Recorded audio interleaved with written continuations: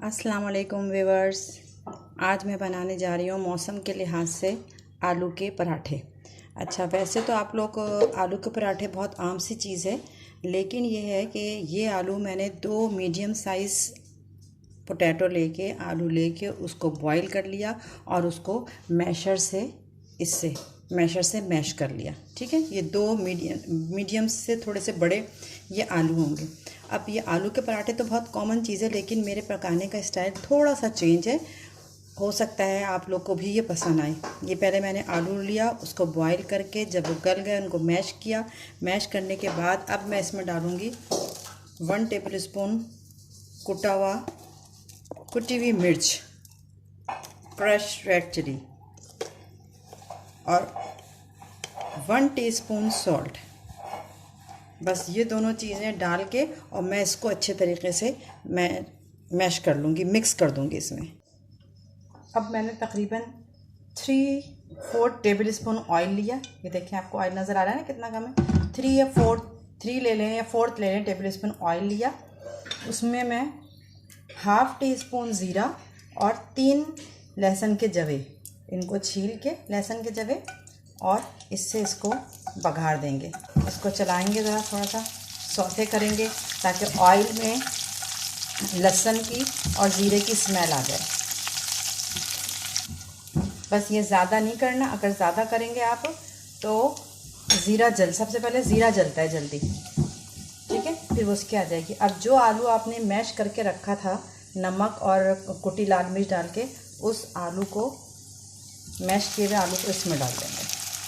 अब इसको खूब अच्छे तरीके से इसमें चला के भूनना है। जितना अच्छा भून सकती हैं, बस लगे ना ये आलू पैन में, और जितना अच्छा भून सकती हैं उसका कच्चापन ख़त्म करना है। इसके अंदर लहसुन की और ज़ीरे की स्मेल आ जाएगी, फिर हम इससे आलू के पराठे बनाएंगे। आप इस वाले स्टाइल से आलू के पराठे बना के देखिएगा।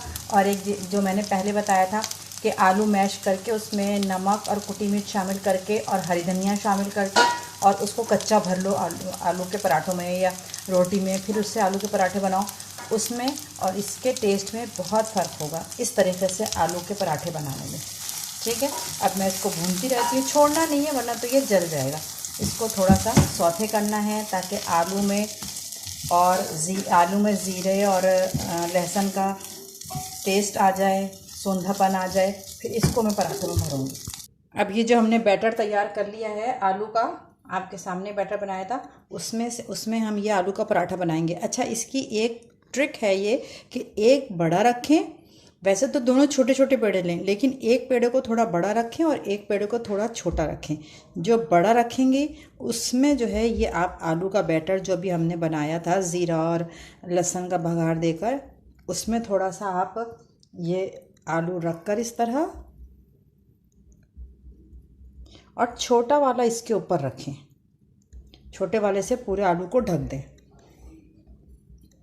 इससे आपकी वो शिकायत ख़त्म हो जाएगी कि आलू के पेड़े को अगर हम आलू के पराठे को बेलते हैं तो वो बाहर निकल आता है।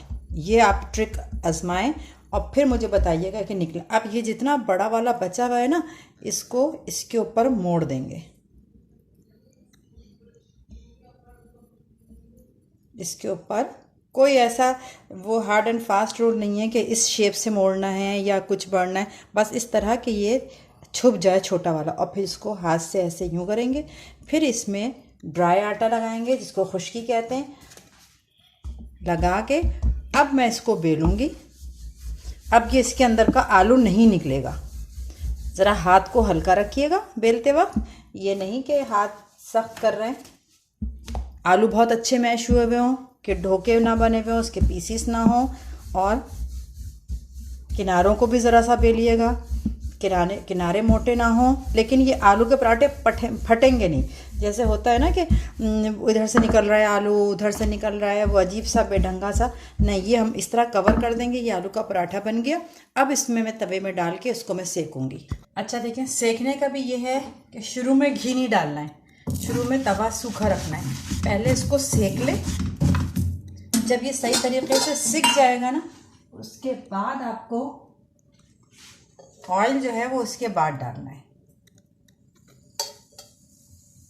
अगर आप शुरू में ऑयल डाल देंगी तो वो कच्चा कच्चा सा आएगा। पहले इसको सेक लेना है एक तरफ, फिर ये ऑयल डाल के पलट लेना है। देखिए दूसरी तरफ भी सिक गया।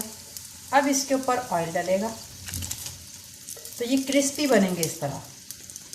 और चूल्हे का जो फ्लेम है वो स्लो कर देना है।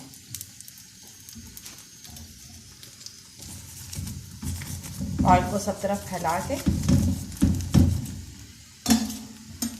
ये देखिए इसमें कितने सारा मैंने आलू भरा था ना, ये देखिए इसका शेप, इतना सारा आलू भरा था, लेकिन कहीं से भी ये बाहर नहीं निकलेगा ये आलू।